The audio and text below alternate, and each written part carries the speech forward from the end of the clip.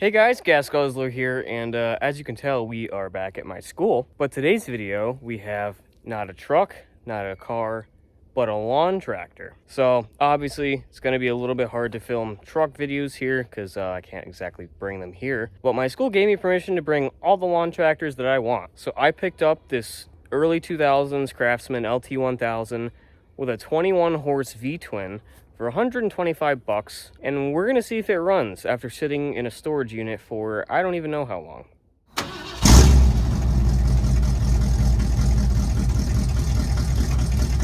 Me and my buddies, we are all gonna be building mud mowers, and if you have no idea what that is, pretty much you take an old crappy lawn tractor, pulley swap it so it does incredibly dangerous speeds, and throw some knobby tires on it and go off-roading for no reason whatsoever. My friend Justin, you guys have seen him on the channel once before. He's got a Cub Cadet. My other friend Anthony, which you guys have not seen yet, he goes by Clapped Out Productions on YouTube. He's got a John Deere, and I wanted to run an old Ford, but those are worth a pretty, and I mean pretty penny, but those go for upwards of 1,500 bucks, so that's not really budgeting at that point. So I wound up with an old Craftsman LT1000. Now, these tractors are pretty crappy, but this was the biggest selling point for me. A beautiful Briggs & Stratton 21 horse V-twin. Now, I don't even know if this thing runs. The guy told me he knew absolutely nothing about it, and obviously I have tampered with it a little bit. And I've come to the conclusion that I think it's got severe head problems. Basically, this was in a storage unit that the guy I bought it from had found it in. And yeah, that's all I know about it. So when I did get it, it had no fluids in it at all. It's almost like they were about to scrap it. Now, rust-wise, it is in phenomenal shape. Usually the fenders and stuff around the footwells are all rusty, kind of like that, but this is honestly a better example of one. But yeah, she's got the big motor, she's got the 21 horse. I prefer Briggs & Stratton over a Kohler just because Kohlers are impossible to buy parts for. They're a pain in the rear, and Briggs & Stratton are much more affordable to fix. So, but yeah, I'm pretty sure this thing has head problems because I had thrown a battery in it. While cranking it over, one cylinder, I believe this one, made a super loud popping noise out the intake, and it was almost like it was blowing back air. So we might have a sticky valve or something, but it had no oil in it, no fuel. I did throw some 1040 530 mix in it just so it at least has oil. But yeah, it sounds to me like they were either ready to scrap it or they just drained the fluid so it didn't leak out in a storage unit. But don't really know. It is unfortunately a hydro. I don't know if I'm going to be switching this to a 6-speed eventually, but we will see. I have all the stuff to fix this thing, I hope, unless there's some severe internal damage. But yeah, let me go ahead and pull the hood off this thing and we can maybe start tearing down this motor. Wiring harness is already disconnected. So. The Briggs & Stratton, actually, Kohler and Briggs & Stratton overhead valve engines that they put in these are pretty prone to head gasket as well as head failure. If you want to buy one, look for an opposed twin. Pretty much all Briggs & Stratton flatheads are like the Ford 300 of lawnmowers. They're just immortal. Oh yeah, there were mice actively living in this that I've since evicted. So yeah, let me get the intake off and all these heat shields and whatnot, and we can really start digging into this thing. All right, so I've never worked on one of these. I've worked on singles and opposed twins. I know nothing about these. They look ridiculously complex. Also, it looks like the bolts for the carb are on the front of this air cleaner thing. I think you actually have to pull the intake to get to that. So that's pretty stupid. Oh my god. Alright, what I'm really looking for is any water intrusion, because I'm trying to figure out why we have stuck valves, but I'm not seeing nothing. You know what I didn't bring? I didn't bring my flat razor to scrape gaskets with, because Anthony has it. We might be running to the nearest tractor supply at some point. There we go. Alright, our carburetor is off. I'm going to pull off the valve covers and see what it looks like inside. I also got all the shrouding off and the governor assembly, so... What? That's bad. Well, for starters, the intake valve pushrod is pretty bent, and the exhaust valve, well, the lifter's right there, and the pushrod is, yeah. Oh yeah, you could easily tell it had a bad day. So, yeah, that is less than ideal. I don't even really want to know how that happened. Let me take this other valve cover off. All right, so I got the other valve cover off. It is beautiful inside, which is good. So I'm definitely gonna need push rods, but I'm gonna attempt to take these heads off and just see what the internals look like. So this is gonna be quite fun.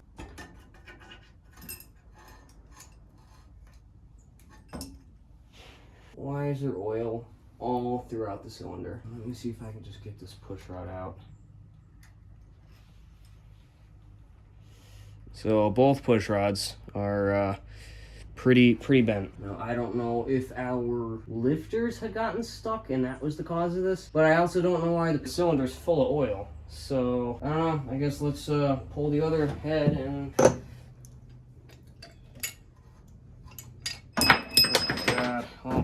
and go figure there is no oil in this cylinder. All right, so I apologize for the noise. I have the generator going because it's about to start raining and I had to close up, but I have made a discovery. So first off, that piston slop I've heard is normal. That's perfectly fine for these. Now for the heads, I was messing around with the valves. This is the one that we had, the trouble with. So take a close look. That sleeve in there, that's as far as that valve will open in comparison to like the intake, which opens a lot more. Now, we go to the other side, which was the perfectly fine side. If you look, there's that sleeve and it is way farther down. Pretty much, it seems like whatever that sleeve is, I don't know what it is, got pushed up, prevented the valve from opening all the way, and it bent the push rod. Now, as to why the intake push rod was also bent, I'm not entirely sure. It honestly could be what that popping noise was. It could have been building compression, not being able to let it out through the exhaust valve, and it pushing it back through the intake valve. Yeah, I checked both head gaskets, and they both actually looked pretty good. This one has some damage from the push rods, but yeah, neither one of them were blown, so that's a good thing. I probably will wind up just buying new push rods, but for now what I'm gonna do is try to rebuild that head and see what that sleeve is, why it popped out, and see if we can put it back in.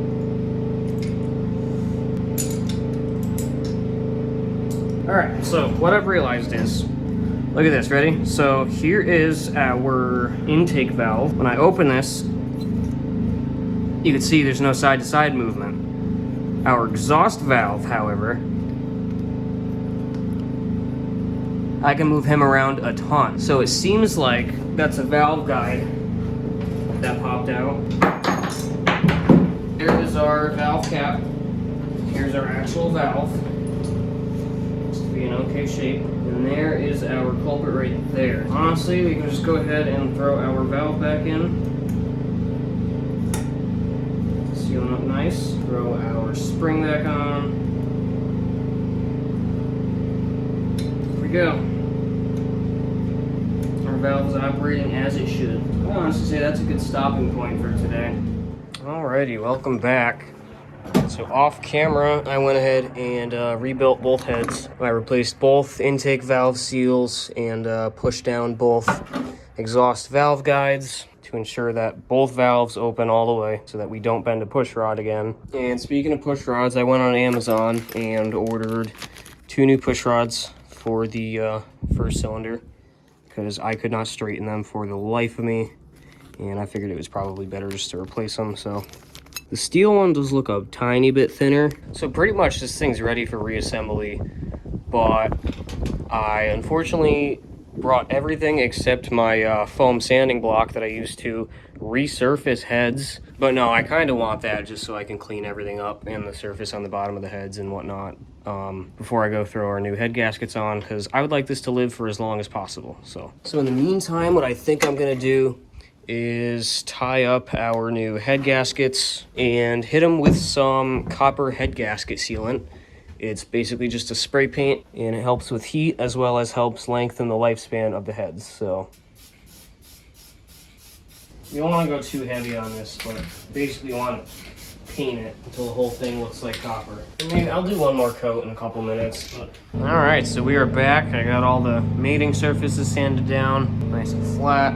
So honestly, I think it's time to take our copper coated head gaskets and throw the heads back on this thing.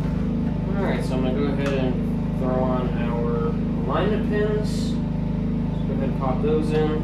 I think now it's time to slap on our freshly coated head gaskets. Here's one, and here's our other one.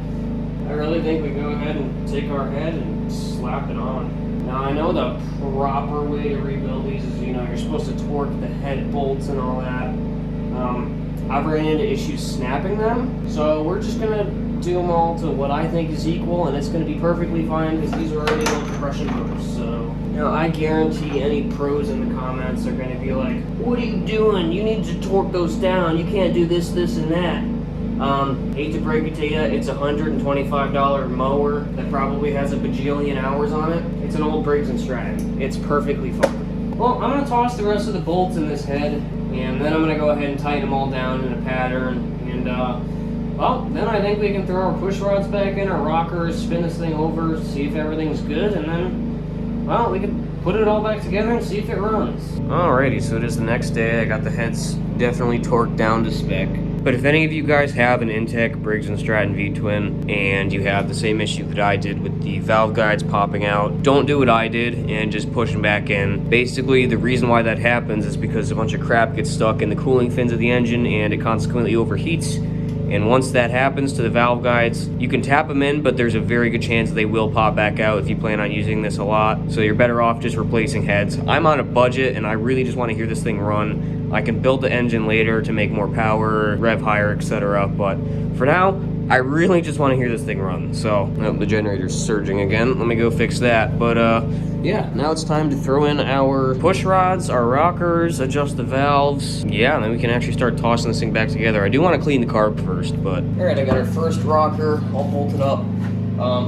Turns out to be quite a bit more difficult than I had originally thought. It's a real pain because you gotta have like preload on it to stop the push rod from falling out. Alright, so the generator decided that the needle and seat on the carb wanted to stick wide open, and now it is completely flooded, can't get it to stop, and we don't have a generator now, so no bright lights, no heater, just a mower and some crappy trailer lights. Looks much brighter on camera than it does in person, so. But yeah, now I'm gonna go ahead and tighten up our rocker arms, because as you can tell, they have quite a bit of movement. That is the reason behind valve chatter. All right, I got all the valves adjusted. Now, I don't know what the actual specs are for lashing the valves, but I mean, to me, that seems pretty, from what I know about engines, this seems pretty good. So you don't want them to be rock hard like this with no movement at all, because then things will bind up. And I didn't over tighten that one. The cam lobe started rising, so that's why this one's under preload. But now I got them all pretty much to that, so. Alrighty, now it's time to honestly see if we can spin this thing over. It's got really good compression too. Not like binding up kind of compression, but...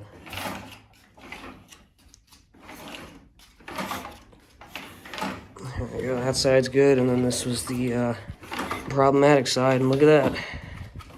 Works amazing. Well, let me go peel off our old valve cover gaskets, toss them on. Oh, I do need to rebuild that carb. I did forget about that. So, yeah, let me go ahead and do that and catch you guys when this thing's somewhat assembled. I mean, it's a little bit dirty, but actually, it smells really bad. But no, inside this is actually like probably one of the cleanest ones I've seen. Yeah, this pin slides out fine, so obviously that's perfectly fine. Well, it's dirty now that I touched it, but it was clean. I guess let's honestly see if our needle and seat are all any good. Needle and seat work. I can always rebuild this another time. We could honestly just pour some gas on the intake and see if she fires, but I think that's a good starting point. Let me, well, let's toss the intake on, because this thing looks pretty damn clean inside. Alrighty, so it has been like 4 or 5 days since I last worked on this thing. Where I left off, I got the shroud back on and just pretty much everything to get this thing running. Now, I have a possibly good battery hooked up to it, a little bottle of fuel hooked up to our fuel pump and our carb. Oh, and we have our guest Anthony working on his mud mower that I mentioned in the beginning of the video. John Deere 160 that we crammed a freaking huge 18 horse opposed twin into. that does not fit. This just shows what kind of budget we're on. We cut the axle cross member to fit this motor. But yeah, go check his channel out, Clapped Out Productions. He's gonna maybe start uploading videos soon. I've been on his ass about it, and he won't. Everything's all prepped on this thing. Honestly, I say hit the key. No shot. No shot. I mean, I siphon the gas through the pump with my mouth, but it runs really good. Oh. I think it likes a little bit of choke. He runs really good. Holy hell. No valve chatter, nothing. Well, I am probably going to have to invest in some heads eventually, but I do know that this is a good motor now. So, all right, let me shut this thing off before we die of carbon monoxide poisoning. No kidding. Fired right up. That's unreal. I rebuilt this thing in a trailer with, like, little to no tools. Literally all the tools I used fit in this thing, besides my ratchet kit. That's stupid. But no, like I said, I am going to have to invest in some heads. I literally just wanted to make sure that this was a good starting point, because I could dump 500 in heads and then realize the crank is bent or something stupid. So, no, she runs real good. I don't hear any valve tick, nothing. 125 bucks. Anthony went with me to pick this thing up, and we found it next to a dumpster, so he's going to get my scrap mower. We're going to free up that single. His seized up flathead, yeah. Stay tuned. We got a 12-horse flathead Briggs & Stratton that's seized. We're going to try to get it back to life to possibly throw in this thing if that motor takes a crap, because we know nothing about it besides it was full of mice. So, but yeah, I think that's going to be it for now. And like I always say, if you guys enjoy my content, please like and subscribe. And if you do want to see more mower videos, let me know, because I can film these at school in the months that I'm not able to come home. This is something I can do. So, but yeah, that's going to be it for this video. I will catch you guys in the next one. Peace.